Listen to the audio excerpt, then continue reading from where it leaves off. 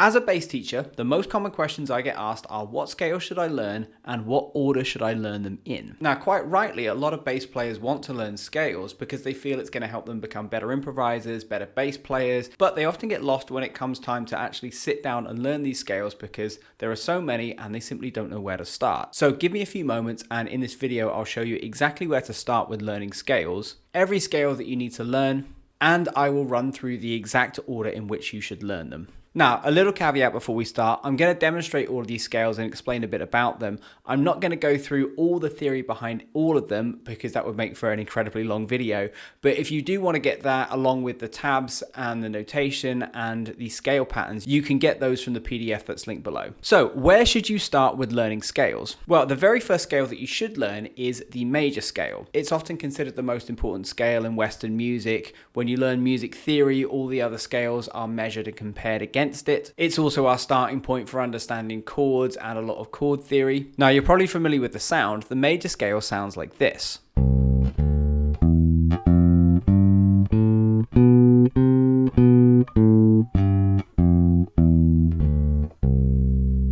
This is exactly where you should start with learning scales. Scale number 1, the major scale. Next will come the major pentatonic scale. And when you learn this, you can kind of see why learning the major scale is a very good starting point, because the major pentatonic scale, it's made up of a lot of the same notes of the major scale. It's a kind of shortened version of the major scale, if you like. So our major scale was this.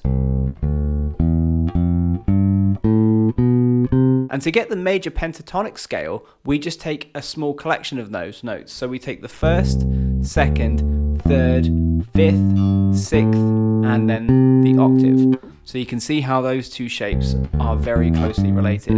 Now, the next scale to learn, the order of these is a little bit controversial. We're going to learn them both. But the next scale that I would learn would be the natural minor scale. And you'll see why in just a second. So the natural minor scale in C again sounds like this.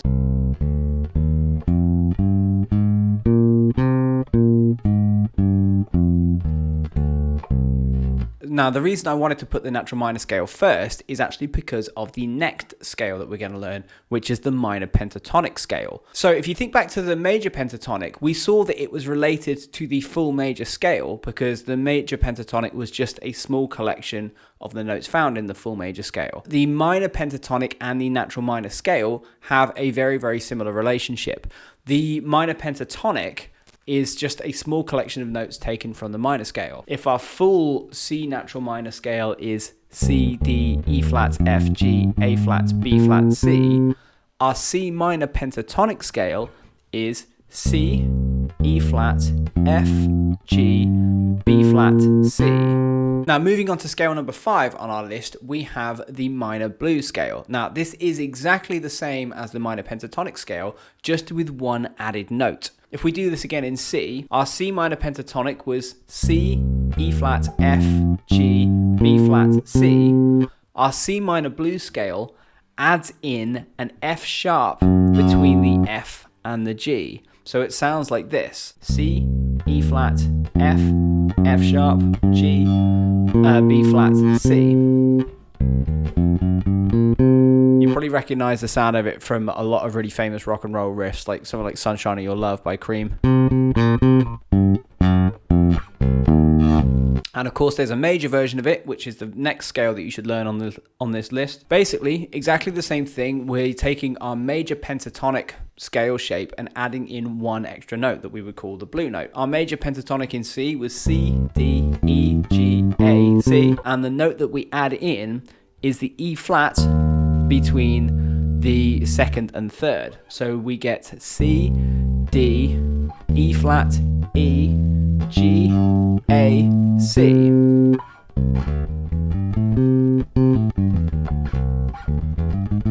So next scale, scale number 7, it's what I like to call the last of the foundational scales, and it's really, really easy. It's the chromatic scale, and to play it, you simply play every single note in sequence. So you play one note like an A to start, then you go up a fret, up another fret, up another fret, up another fret, and you keep going up frets until you reach an octave. And, the reason why I wanted to put it at the end of this foundational bit is that often the application of it is either much more advanced in things like jazz and sort of more improvised styles, or at a foundational level, there's simply not as much application for the chromatic scale as there is for things like the major scale, the minor pentatonic, the blues scale, and so on. So that brings us into slightly more advanced scales, and what comes up next is something known as modes. So this is where I'm going to dive into the theory a little bit more, just to help you understand the concept. We're going to start with major scale modes. Now, what is a mode? Well, I like to think of it as being similar to, there's that Olympic cycling event where you get two cyclists that are on the same track, but they start at different points and they kind of race each other around like this. Here's how that analogy relates to understanding modes. If you were to think about the notes of a major scale as being like a cycling track, you could kind of write them out on a piece of paper. So you'd have C, D, E, F, G, A, B, C. If we're doing this in C, that's almost like your little cycling track. And when we get a mode, basically what we're doing is we are going around that same cycle of notes, but instead of starting from C and always going up to C, we would start from each note in the scale and go up an octave. So we would go C up to C, D up to D, E up to E, F up to E, F up to F, and so on. This means that our very first mode of the major scale is in fact the major scale. So something we already know, nice and easy, C, D, E, F, G, A, B, C. This in theory terms is known as the Ionian mode. But the next mode would start from D. So this is what we would call the D-Dorian mode. So this is where I go D, E, F, G, A, B, C, D. So you can see that same collection of notes from the C major scale, I'm just starting from a different point and finishing at a different point. And then we want to go through this for each note of the scale and going up to its octave. That means that the next mode starts from E and goes up to E, which is the E Phrygian mode.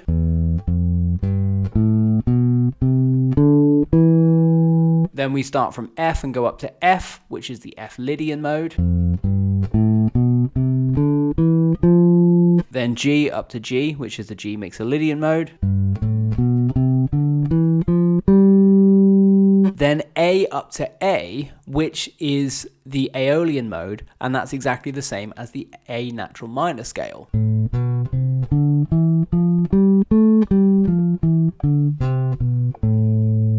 Then lastly, we would go from B up to B, which is the B Locrian mode.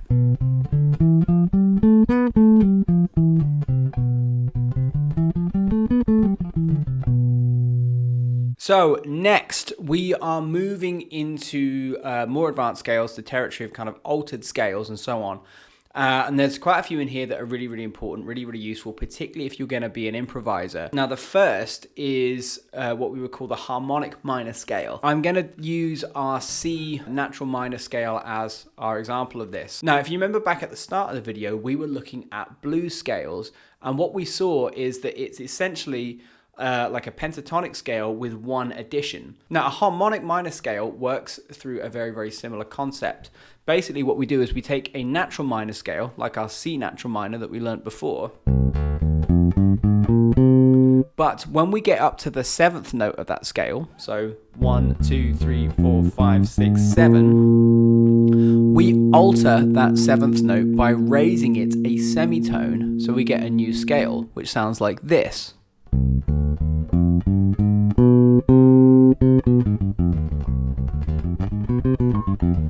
It's got a very, very cool sound, a very, very unique sound. After we've learnt that, we move on to the melodic minor. So again, a very, very similar concept. We start out with a natural minor scale, but instead of raising just the seventh, like we did in the harmonic minor, we raise the sixth and the seventh. So it sounds like this. There's our natural minor scale. But this time, when we want to get melodic minor, we play through. And then when we get to the sixth note, we raise that up a semitone, seventh note up a semitone, and we get this. So 1, 2, 3, 4, 5.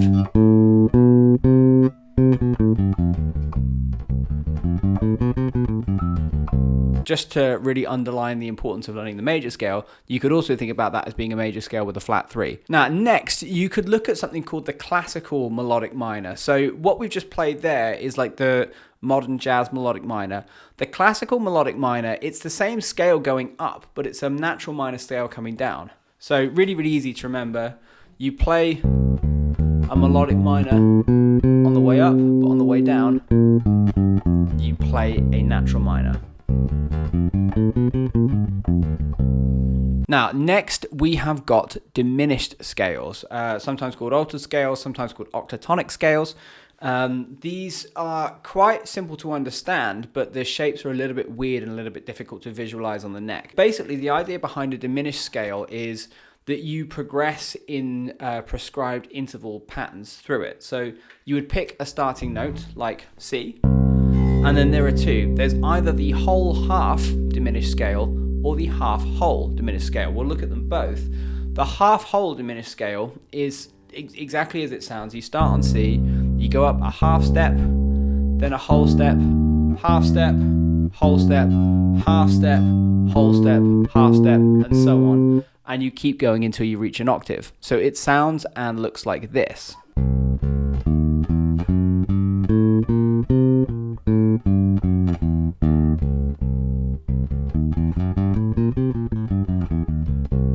So if that's the half whole diminished scale, the whole half diminished scale, you guessed it, is exactly the same thing, but we pick our starting note, and this time we progress in intervals of a whole step, then a half step, then a whole step, then a half step, and so on. So we start on C, up a whole step, half step, up a whole step, half step, whole step, half step, whole step, half step. So same thing, same logic, but we just get a slightly different scale. Now the next scale that you could add into this kind of intervallic set of scales is something known as the whole tone scale. So like the whole half ones, it works on just progressing in certain intervals, and you guessed it, you just have to play up whole tones.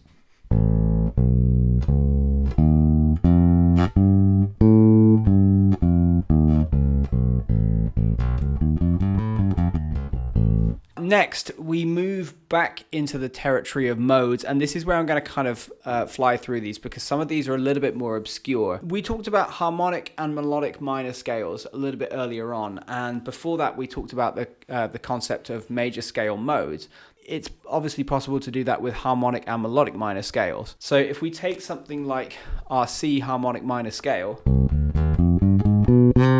what we will see is that if we applied this mode logic, we would get the modes of the C harmonic minor scale. If I start out by playing a C harmonic minor scale, I can play that same collection of notes from the second, D, through all the way up to the D that's an octave above, and I get a scale that sounds like this. And then from the E flat, and then from the F. Now the fifth one from the G is a mode that's worth pointing out. This is known as the Phrygian dominant scale. So it's like a Phrygian mode from the major scales, but with a major third.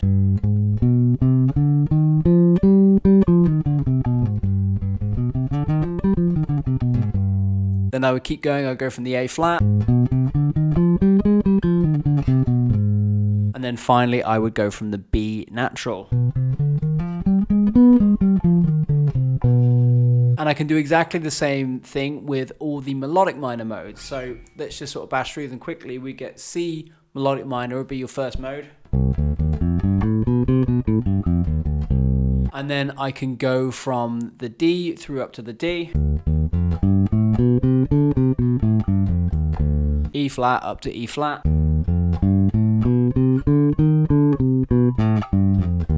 Now the one from F is worth noting. This is the scale that a lot of bebop players and improvisers use. This is what's known as the Lydian dominant mode. So it's like a Lydian scale from our major scale modes, but it's got a flat 7.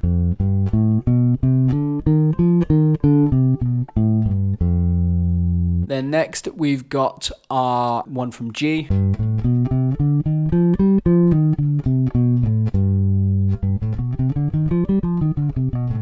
Then we go from A.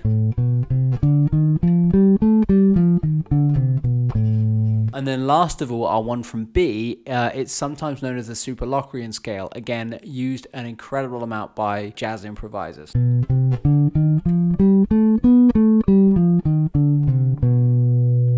Now, last on this list, it's something that I'm going to call bebop scales. Now, the reason why I wanted to leave these until last is because the theory behind them, which I will dive into, is a little bit more difficult, a little bit more strange. And the best explanation that I ever read about them was from a guy called David Berkman. When a lot of jazz players improvise, they will try and put harmonically strong notes of a scale on strong beats.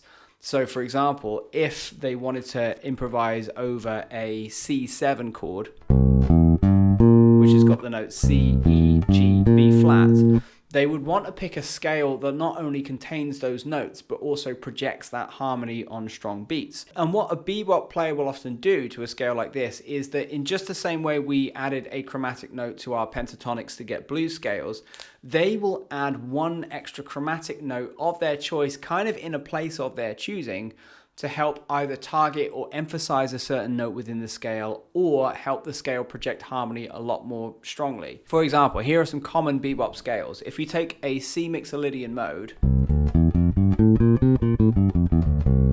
what they might be tempted to do would be something like this, where they play C, D, E, F, and then they'll play an F sharp to chromatically fill into the G, which works as a kind of targeting tone to help emphasize the G, and then they would play through the rest of the scale as normal. So you would get this.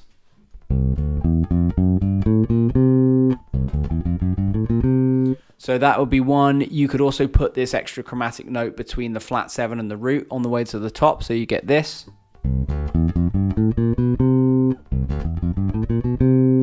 You might put it between the flat 3rd and the major 3rd, so you get this.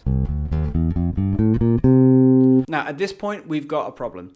There are a hell of a lot of scales here for you to learn, and that brings up the obvious question of how do you practice these? What's the best way to do it, and how can you memorize all of these effectively? Well, I've actually done a video breaking down what I feel is the best way to learn these scales and memorize them effectively, and you can watch that next by clicking up here.